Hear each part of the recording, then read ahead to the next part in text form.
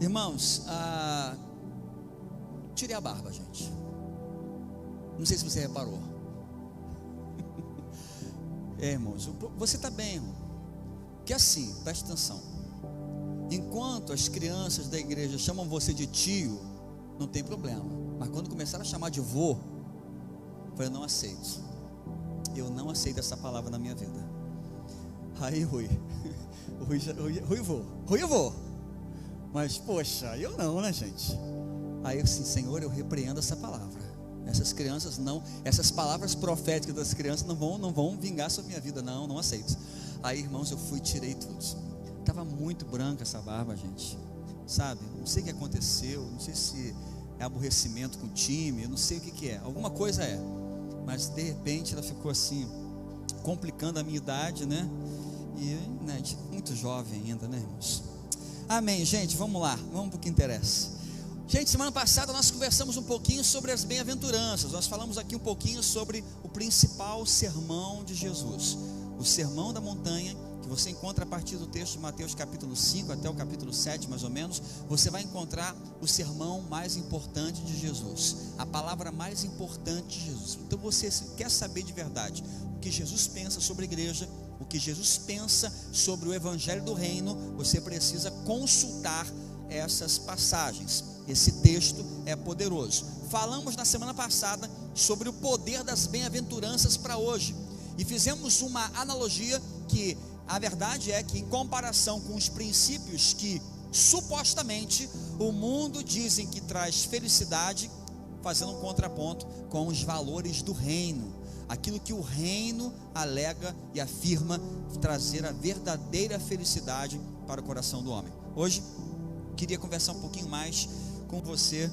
dentro deste sermão poderoso de Jesus, agora no texto de Mateus capítulo 5, versículo 13 até o verso 16, onde nós vamos encontrar uma parábola, um exemplo que Jesus apresenta para nós em a igreja, sendo o sal da terra e a luz deste mundo. Sal da terra, luz do mundo é o título dessa mensagem. Mateus capítulo 5, versículo 13.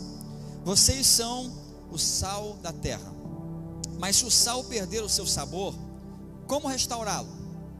Não servirá para nada, exceto para ser jogado fora e pisado pelos homens. Vocês são a luz do mundo. Não se pode esconder uma cidade construída sobre um monte. E também ninguém acende uma candeia e coloca debaixo de uma vasilha. Pelo contrário, coloca no lugar apropriado, e assim ilumina a todos os que estão na casa. Assim brilhe a luz de vocês diante dos homens, para que vejam as suas boas obras e glorifiquem ao Pai de vocês que está nos céus. Sal e luz. Sal e luz. Sem a luz, estaríamos em trevas. Sem o advento da luz que nós temos e usamos com tanta frequência, estaríamos nas densas trevas. Quando a luz acaba, a gente é confrontado com uma realidade que a gente não está acostumado, porque você não tem televisão, você não tem nada que faz parte da sua vida comum. O sal também um elemento muito presente na nossa vida.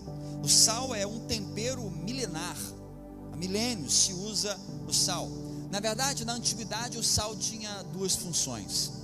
E na verdade, dar tempero era talvez uma função secundária. Tinha uma função primordial, que era a função da conservação de alimentos. No passado não havia geladeira, não havia nada que nós temos hoje para conservar alimentos. Então a maneira que você tinha para conservar alimento era salgando a carne, salgando o peixe. Ainda hoje nós temos resquícios dessa prática, não temos? Quem gosta de uma carne seca com abóbora aí? Amém, irmão? Me convida se fizer, eu não sei fazer. Que delícia. Tem gente que gosta de bacalhau. Eu não gosto de bacalhau, gente. Bacalhau, o que é bacalhau? Peixe salgado. E conserva, né? É uma maneira de conservação de alimentos. Então Jesus aqui apresenta um exemplo, uma ilustração para falar sobre a sua igreja. O Sermão da Montanha, queridos, entenda, é Jesus nos ensinando a nossa missão aqui nessa terra. Ele ensina os valores que nós precisamos viver, o estilo de vida que nós devemos adotar. O sal, na sua primeira função, ele precisa salgar. Mas se não fizer isso, diz a Escritura, não presta para nada, senão para ser lançado fora e pisado pelos homens. Essa realidade de sal sendo jogado fora e pisado pelos homens, talvez não seja comum em outras cidades do Brasil, mas aqui em Araruama é bem comum, não é verdade? Nós temos até um evento na cidade, onde se faz um tapete de sal, não é verdade? Qual é a data que acontece isso, gente? Me lembra aí. Corpus Christi? É Corpus Christi, é um feriado católico, mas é uma prática, o pessoal faz lá, e cada um vai lá e faz uma decoração, depois vem lá o padre, passa por cima de tudo, a procissão, o sal que não tem a sua função, é lançado fora e pisado pelos homens. No contexto, que este texto foi escrito por Jesus, ele era diferente, porque na verdade, a Judéia, toda aquela região, era dominado pelo Império Romano. Então o Império Romano, ele pavimentava muitas estradas. As estradas principais eram verdadeiramente pavimentadas. A Pax Romana, ela encurtou as distâncias. O mundo se tornou um mundo menor. Mas também as estradas secundárias, elas, quando, por exemplo, tinha um sal de baixa qualidade, um sal sujo, eles usavam o sal para também pavimentar ruas, jogavam nas estradas, para que pudesse nada crescer naquele lugar e ter uma passagem mais tranquila. E Jesus, quando traz essa referência para nós, ele mostra a importância do sal. O sal como tempero, por exemplo, mostra a sua importância de trazer o sabor de um alimento. Come um alimento sem sal, é ruim, né, gente? O sal, na sua medida certa, faz a diferença, torna um prato desejável. No entanto, eu nunca vi uma pessoa almoçar ou jantar, que seja, e pegar o saleiro, por exemplo, abre o saleiro e e pega assim no prato, num canto do prato, e coloca todo o sal em um canto do prato. Normalmente você usa o sal e espalha de maneira uniforme sobre a comida. Queridos, de maneira semelhante também, Jesus, ele fala que nós somos o sal da terra. E assim como ele faz a referência que a luz que brilha não pode estar escondida, o sal, para ter função, precisa estar misturado. O sal não pode estar isolado. O sal não pode estar num canto do prato. O sal não pode estar num canto isolado e sem relevância, sem influência sobre o todo. Assim também ele nos faz pensar um pouco sobre a verdadeira missão da igreja. Querido, entenda que durante muitos anos a igreja, ela viveu de maneira isolacionista. Lá fora estão os pecadores, lá fora está o mundo perdido sem Jesus, mas nós somos o sal dessa terra. Querido, sal dentro do saleiro não tem a menor relevância. O lugar para você salgar, o lugar para você fazer diferença é lá fora, é no seu trabalho, é na sua vizinhança, é no seu círculo de amizade. Eu já falo isso aqui desde o início da igreja, irmãos. A pior coisa que você pode fazer quando se converte é abandonar os seus amigos. Agora eu sou crente, abandone os meus amigos, não os abandone. Seja um missionário para ganhá-los para Jesus, para abençoá-los, para trazê-los ao evangelho. Brilhe a sua luz diante dos homens, salgue, faça diferença. Irmãos, como igreja, nós não podemos adotar uma postura de antipatia em relação ao mundo, de aversão ao mundo, ficar separados como se nós estamos aqui, eles estão lá. Precisamos exercer influência sobre o mundo. Um dos grandes benefícios que vieram do período da pandemia é o prazer de nos reunirmos. Como é bom estar aqui, gente. Amém? Como é bom estar aqui. Acho que você lembra do período da pandemia, quando nós não podíamos estar no culto presencial. Eu vinha para cá, irmãos, e pregava para esse auditório vazio. Vinha para cá, filmava alguém no som, e era isso. Como era triste, gente. Como era triste. E hoje ver essa casa lotada, como é maravilhoso olhar para o lado e ver tanta gente bonita. Inclusive, queria perguntar para você: você já deu um aperto de mão, um abraço na pessoa que está do seu lado? Faz isso agora, eu espero, vai lá. Que é tão bom de estar junto, gente. Você não tem noção do privilégio que você tem de estar aqui hoje. Então, agradeça a Deus pela pessoa que está do seu lado aí, em nome de Jesus. Amém? É uma bênção. Estarmos juntos é uma bênção, irmãos. Estar reunido, estar congregado é uma bênção. No entanto, eu também preciso dizer que há uma bênção muito maior quando nós nos dispersarmos daqui. Quando você sai daqui, também pode ser abençoador, pode ser transformador. Por isso que Jesus, quando interpelou os seus discípulos sobre que dizem os homens que eu sou, e Pedro faz uma declaração fantástica, dizendo: tu és o Cristo, o Filho do Deus vivo. Jesus então profere pela primeira vez a palavra igreja. Ele diz: tu és Pedro, e sobre esta pedra, sobre esta declaração, eu edificarei a minha igreja. As portas do inferno não poderão vencê-la. Querido, as portas do inferno não vencerão a igreja de Jesus, amém? Nós somos a igreja de Jesus. Essa palavra igreja é uma palavra poderosa. Ela vem da palavra eclesia, que significa aqueles que são chamados para fora. Você foi chamado, mas o seu chamado não se resume a este encontro. O seu chamado não se resume a este ambiente. O seu chamado não se resume a este lugar de adoração. Você se reúne para sair. Você é abençoado para abençoar. Amém, queridos? Deus chamou você para que ao você sair daqui, seja um instrumento da graça e da transformação que o Evangelho pode proporcionar ao coração do homem. Mateus capítulo 18, versículo 20, diz que onde houverem 2 ou 3 reunidos em meu nome, ali eu estou presente. Querido, nós podemos exercer influência onde nós estivermos. Precisamos sair daqui, igreja, e nos espalharmos por essa cidade, através das nossas células, através do nosso ministério, através do seu trabalho secular, através da sua faculdade. Você pode exercer influência, ser sal dessa terra, ser luz deste mundo, abençoar vidas, tocar vidas com o poder do Evangelho. Você pode ser um missionário onde você estiver. Você pode ser usado por Deus onde você estiver. Nós não podemos nos esconder dentro da igreja.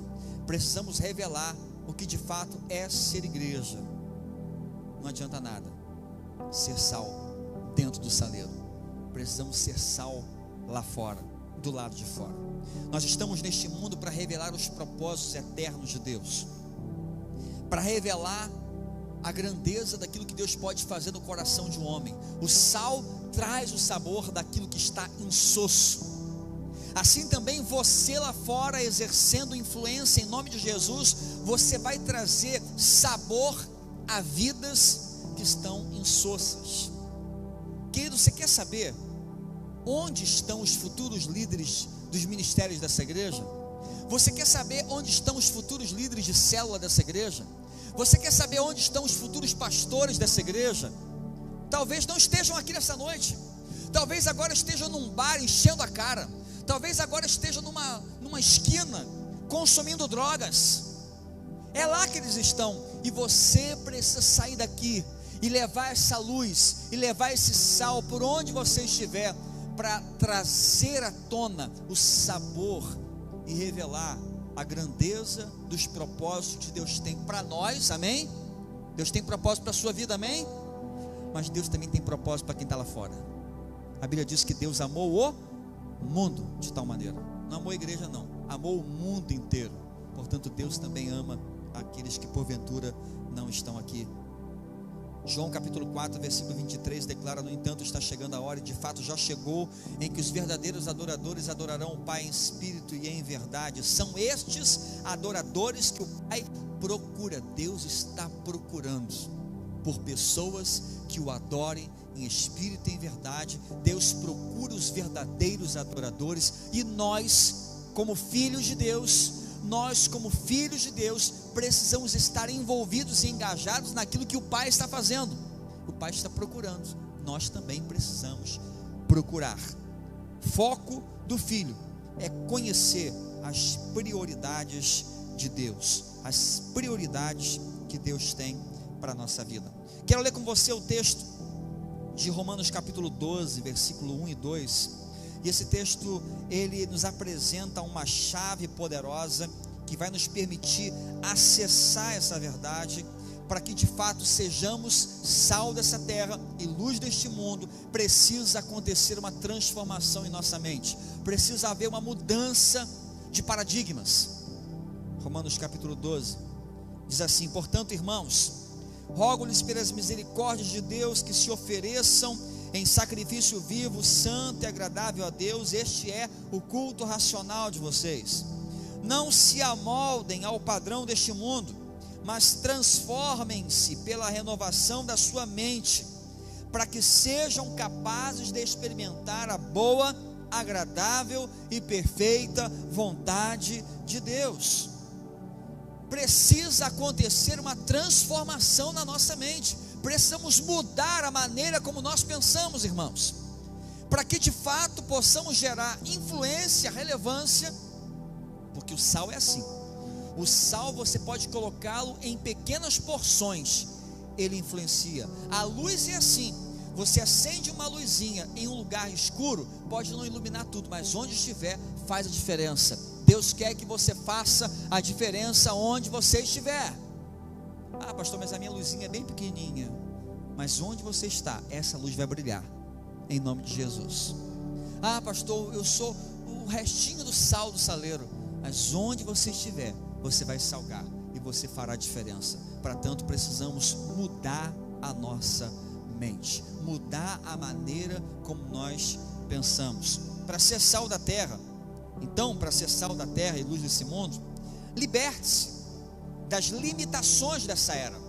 Liberte-se das limitações desta era. O texto de Romanos 12, versículo 2 fala: não se amoldem ao padrão deste mundo.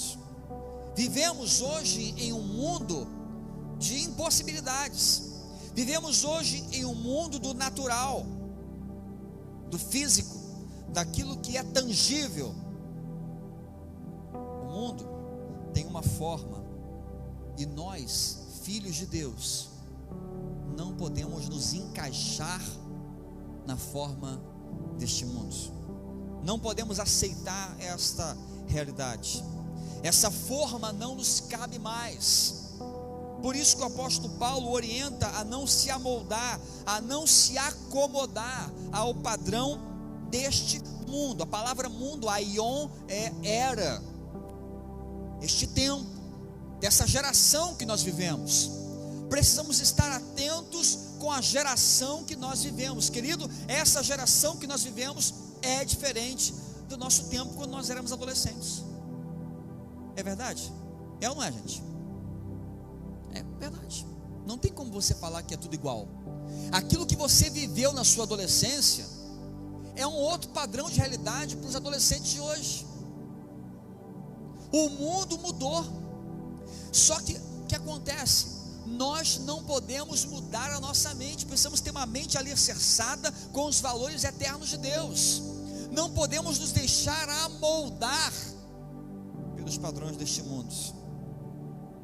Não podemos tomar a forma deste mundo, porque tudo que nós fazemos, irmãos, nessa terra, entenda uma coisa: tudo que você faz é em parceria, ou com Deus, ou com a oposição. Tudo que você faz, ou você fará com Deus do teu lado, te ajudando, te sustentando, te orientando, te dando direcionamento, ou você vai fazer com o outro.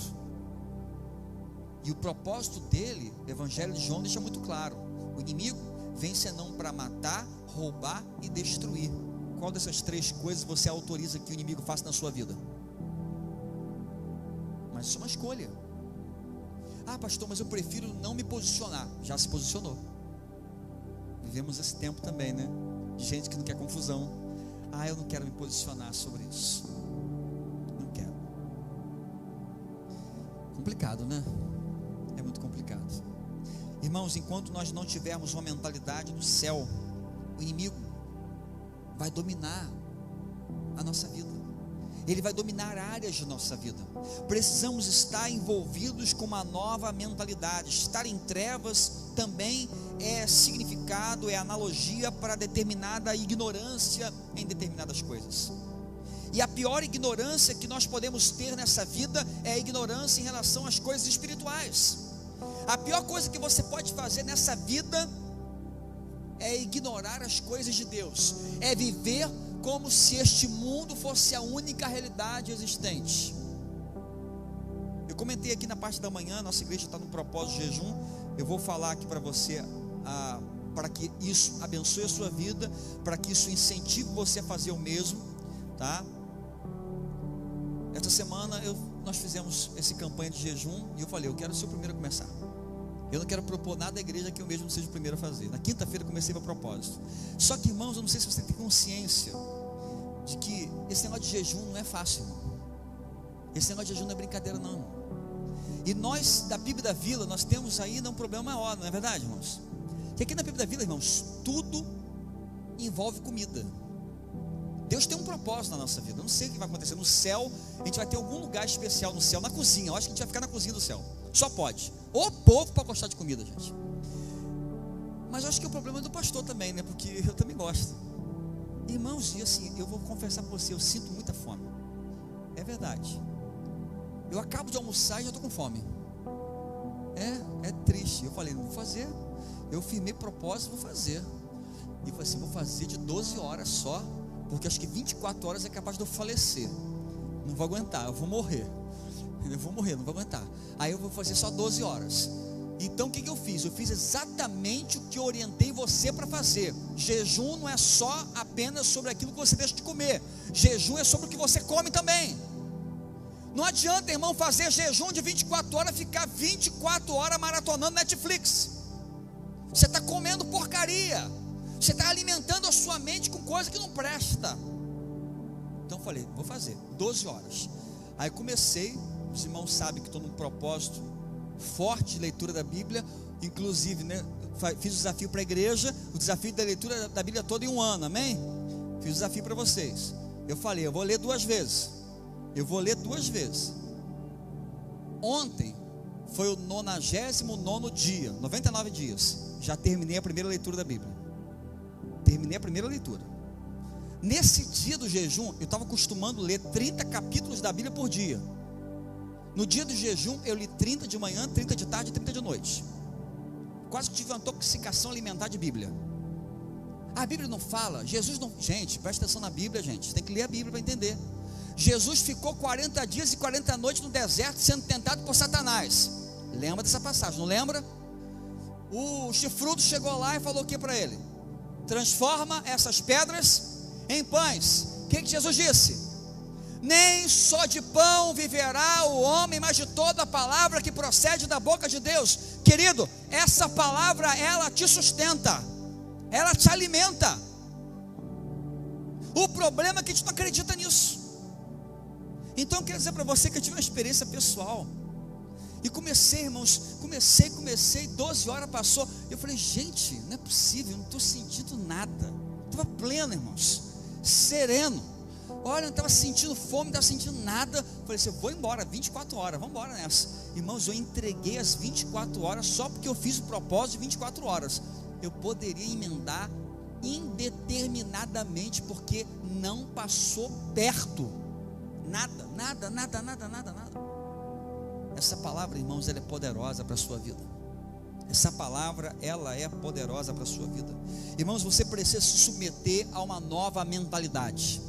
A mentalidade do céu, a mentalidade das coisas espirituais. A pior coisa que você pode fazer nessa vida é passar por essa terra achando que é só consumir, é só acumular mais. A vida é só isso aqui. A Bíblia fala que se você espera em Cristo somente para essa terra, você é o mais miserável de todos os homens.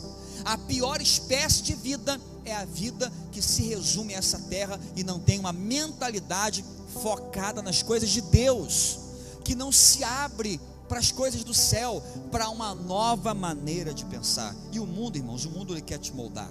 O mundo todo o tempo ele quer colocar você, encaixar você dentro de uma forma, e o Espírito Santo de Deus quer expandir você.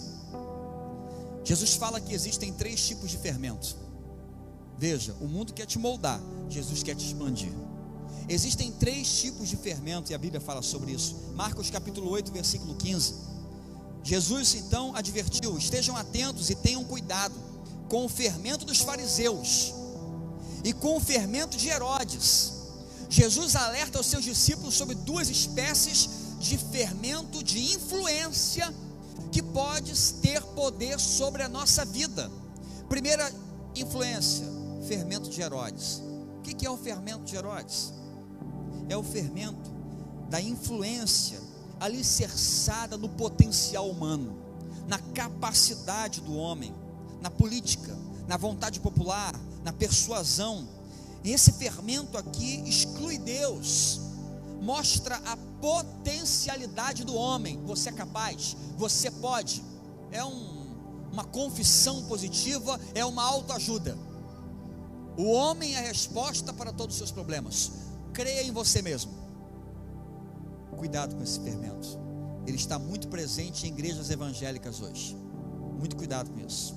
Mas também fala sobre o fermento dos fariseus, que é a influência exercida pela religião, pela maneira como você usa a religião para se vangloriar e para exercer controle sobre outras pessoas.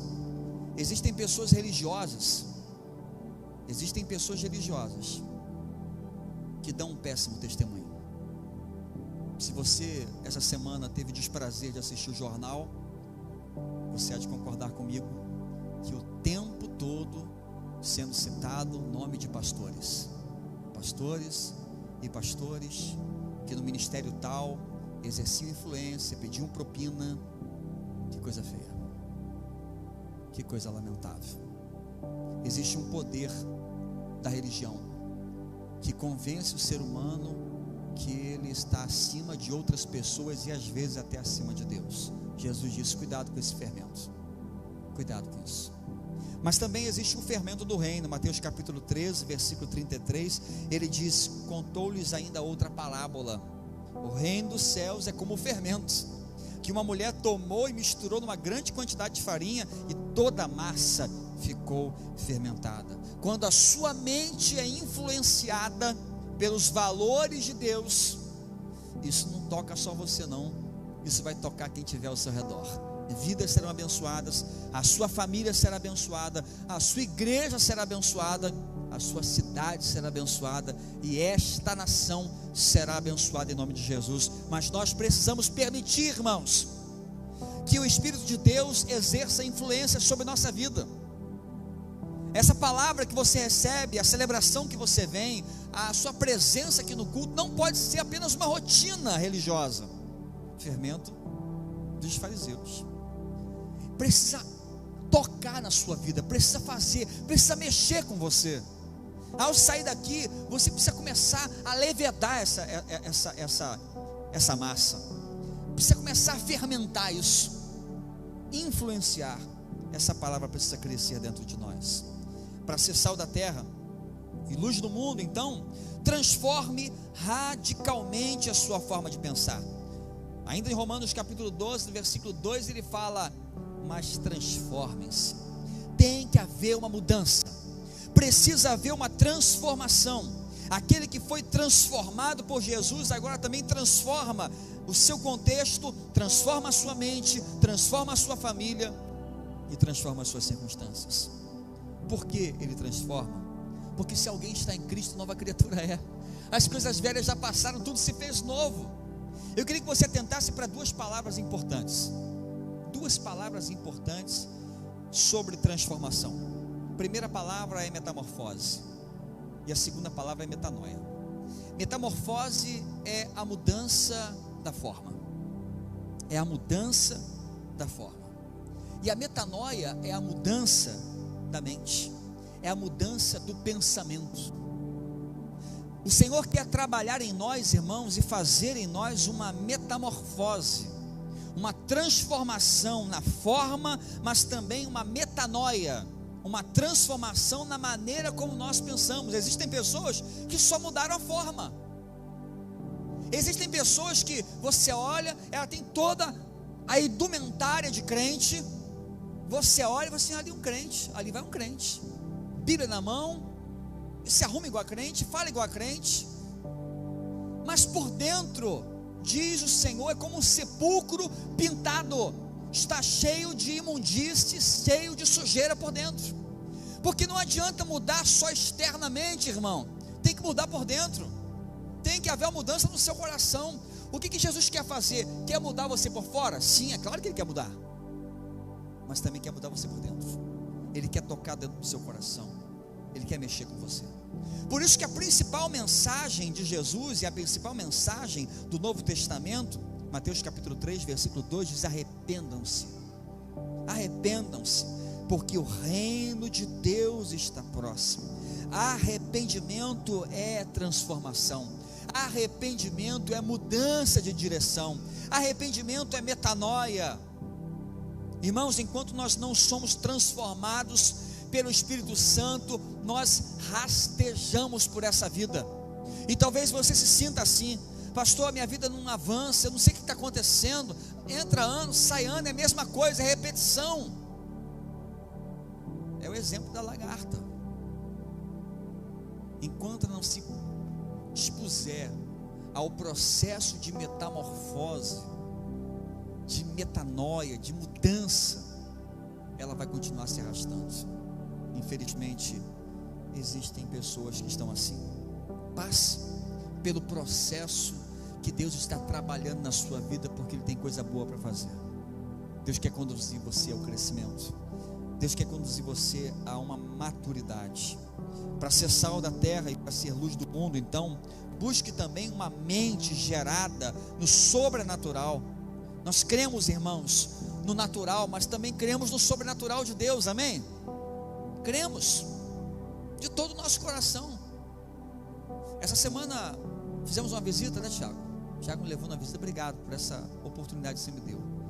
Fui fazer uma visita a uma senhora, uma doença raríssima, raríssima. Nem sei o nome da doença. Araruama, ninguém conhecia a doença, nenhum médico conhecia. E trouxemos uma palavra ali. E a palavra que nós trouxemos é a seguinte, irmãos: nós cremos que Deus pode usar os médicos, sim. Amém, irmãos? Cremos ou não cremos? Cremos que Deus pode usar medicamentos, cremos que Deus pode usar tratamentos, mas também nós cremos no Deus sobrenatural. Nós não deixamos de crer que se o Senhor liberar uma palavra no céu, ela pode ser curada agora em nome de Jesus. E pode curar você também que está aqui. Continuamos crendo nisso. Uma mente gerada no sobrenatural é uma mente renovada, irmão. Romanos capítulo 12 fala que isso acontece pela renovação da sua mente. A sua mente precisa ser renovada. Para você ser sal da terra e ser luz desse mundo, você precisa buscar uma nova forma de pensar. Você tem que ter uma mente influenciada pelo sobrenatural.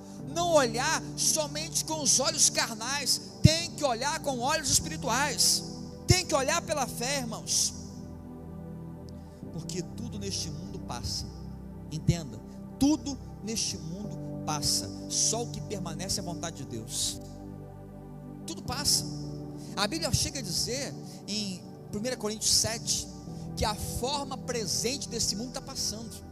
Irmãos, tudo nesse mundo é volátil, está mudando. Só tem um fundamento firme para você escorar a sua vida, que é em Deus. Preste atenção, porque a ciência não é um fundamento firme para você estruturar a sua vida. Aposto com você quanto você quiser. Aposto não, que a gente pode apostar, né? Mas acredito que você já percebeu que o que você estudou na sua escola, quando você estava estudando, você vai sentar com seu filho para ensinar, mudou ou não mudou os livros? Mudou. Você chega lá: não, mas eu aprendi.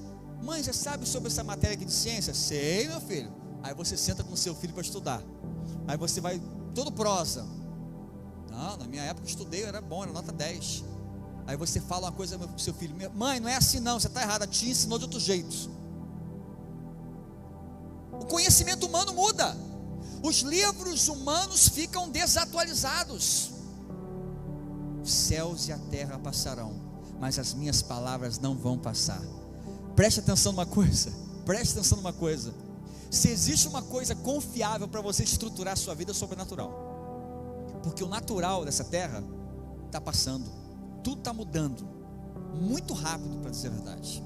Mas o sobrenatural, o espiritual, é um firme fundamento para a sua fé. Portanto, querido, busque uma mente focada nas coisas de Deus. Veja a vida do ponto de vista de Deus. Filipenses capítulo 3 declara: a nossa cidadania, porém, está nos céus. A nossa cidadania está nos céus. O que ele está dizendo aqui? O apóstolo Paulo está dizendo que nós não somos deste mundo, nós somos dos céus. Você é do céu, amém? Amém, irmão? Está com a sua esposa do lado aí? Fala para ela assim: bem, você é um pedacinho do céu. Vou terminar o culto mais cedo. Fica tranquilo, irmão. O pastor ajudando a restaurar casamento. Talvez você brigou em casa, aí chega na igreja, o pastor dá uma forcinha para te ajudar. Só quem é casado. Você não faz isso não. Solteiro é abuso. Não faça isso. Um pedacinho do céu. Nós somos dos céus, irmãos. Martin Lloyd Jones, ele falou uma coisa muito fantástica. Ele diz assim: nós não somos seres carnais em busca de uma experiência espiritual. Nós somos seres espirituais que estão tendo uma experiência carnal. Olha que coisa fantástica. Nós não somos seres carnais buscando uma experiência espiritual. Nós somos seres espirituais tendo uma experiência carnal. Sabe por quê? Porque pensa comigo, quanto vai ser o seu tempo de vida nessa terra? 70, não sei, para quem são mais fortes, 80, um ou outro, 100, muito raro, muito raro. Irmão, mesmo se o seu tempo de vida for isso tudo, não se compara com a eternidade. Não se compara, deixa, tá tranquilo. Não se compara com a eternidade. Não se compara. É muito pequeno em comparação à eternidade que Deus tem para nós. Amém, querido? Como é que você chama? Wagner. Me ajuda aqui, tá? Vem comigo aqui. É o Wagner, gente. Me estava ajudando aqui. Hoje de manhã eu falei que no culto que o pessoal foi, ela caiu no espírito, né? Se eu cair, me segura, tá? Segura aqui, me ajuda, me ajuda. Amém, amém. Para ser sal da terra, para você ser luz desse mundo, então, querido, você precisa ter uma mente renovada no espírito. Uma mente renovada no espírito de Deus. Quero, obrigado, tá? Para ser sal dessa terra, para você ser luz desse mundo, então, experimente e comprove a vontade de Deus. Experimente a vontade de Deus. Romanos capítulo 12 fala assim: para que vocês sejam capazes de experimentar e de comprovar a boa, agradável e perfeita vontade de Deus. Para você ter uma mente renovada, para você ser de fato sal da terra, luz desse mundo, você precisa, querido, experimentar a vontade de Deus. Sabe por que é importante você experimentar a vontade de Deus? Porque não existe nada melhor nessa vida do que viver no centro da vontade de Deus. Não existe nada melhor para você do que viver no centro da vontade de Deus. Pastor, eu tenho muitas vontades. Eu sei. Você sabia que muitas das suas vontades podem levar você para distante de Deus? Você sabia que muitas das vontades que você tem podem afastar você daquilo que é mais rico para a sua vida, a sua família, por exemplo? Existem pessoas que têm vontades que, quando elas chegam no lugar da sua vontade, elas perdem seu casamento, perdem o amor dos seus filhos. As nossas vontades, irmãos, elas não são perfeitas. As nossas vontades podem ser até agradáveis aos nossos olhos, mas a vontade de Deus, a Escritura, que ela é boa, perfeita e agradável. Portanto, não há nada melhor do que viver no centro da vontade de Deus. Ei, talvez você esteja orando errado, hein? Talvez você esteja orando errado. Deus, eu quero isso, quero aquilo outro. Pai, que seja feita a tua vontade. Por quê? Porque a minha vontade é falha. A vontade de Deus é perfeita, irmãos. A vontade de Deus é perfeita. Eu já contei a experiência eu solteiro, não contei? Para os solteiros agora, a palavra para você. Já contei a experiência do solteiro, irmão. Eu solteiro ainda, garoto, novo. Irmãos, eu confesso, se você ver a foto do meu casamento, você acreditará em duas coisas. Primeira coisa, Raquel é uma mulher de fé. Segunda coisa que você pode acreditar, o pastor é um homem de oração. Irmãos, só que tem um detalhe. Eu orei da seguinte maneira: Senhor, eu preciso ter ao meu lado uma esposa ajudadora, porque eu tenho um chamado ministerial, quero ser pastor. Então não posso me dar o luxo de brincar nesse aspecto. Eu orei 4 anos, irmãos. Eu orei 4 anos. Raquel não orou nada, se deu mal. Ela não orou, eu orei, ganhei. Entendeu? Irmãos, eu era muito feio, irmão. Hoje eu estou lindo, irmão, mas eu era muito feio, irmão. Então você que é feio, meu irmão, ore. Deus tem um propósito na sua vida. Olha, amém, irmão? O que foi, João, que você está dando glória aí? João vai casar também, gente. Também ora, né, João? Você ora também, né, João? Ora. Você que é solteiro e feio, ore. Deus vai te honrar. Deus vai te honrar. Irmãos, você pode experimentar a vontade de Deus, mas você tem que se submeter a essa vontade. Jesus orou assim. Você tem consciência que Jesus era o Filho de Deus? E ele podia, gente, orar e falar assim: Pai, entra com fogo queimando esse povo todo, esses inimigos todos. Ele podia fazer, gente, mas ele falou que não seja feita a minha vontade, mas a tua vontade. Ele sabia que a vontade que Deus tinha para a vida dele era a melhor coisa. Não há nada melhor do que se viver no centro da vontade de Deus. Repito para você, não há nada melhor do que se viver no centro da vontade de Deus. Para de ficar buscando a sua vontade, querido, e começa a falar: Senhor, o que tu queres? Eu me submeto à tua vontade, porque sei que a tua vontade é o melhor para a minha vida. Experimente. Para você ser sal dessa terra, ser luz desse mundo, você precisa ter uma experiência com a vontade de Deus. Deus está à procura de pessoas que queiram viver os seus propósitos. Você tem consciência que Deus tem planos extraordinários para a sua vida, e nós estamos muitas vezes, irmãos, nos preocupando com coisas medíocres, com coisas pequenas demais. Deus está olhando para você e vendo um mundo de possibilidades, e você está olhando para o chão. Deus tem muito mais a fazer através da sua vida. O mundo espera com ansiedade a manifestação dos filhos de Deus. Olha o que diz o texto de Romanos, capítulo 8, é o último texto que eu vou ler hoje. A natureza, outras versões falam a criação, aguarda com grande expectativa que os filhos de Deus sejam revelados. A criação, a natureza aguarda com grande expectativa a manifestação dos filhos. Existe um potencial grandioso na sua vida. Deus não chamou você para ser um consumidor do evangelho. Deus não chamou você para ser membro de igreja. Entenda, gente, quem veio aqui domingo passado, na parte da manhã, nós pregamos sobre a diferença em ser membro de igreja e ser discípulo. Deus chamou você para ser filho. Amém? Ser filho. Um filho empoderado pelo Espírito Santo. Ele é sal, ele é luz, ele é bênção por onde ele estiver. Feche seus olhos. Eu quero orar por você. Quem sabe hoje você entrou aqui nessa igreja buscando algo, uma palavra.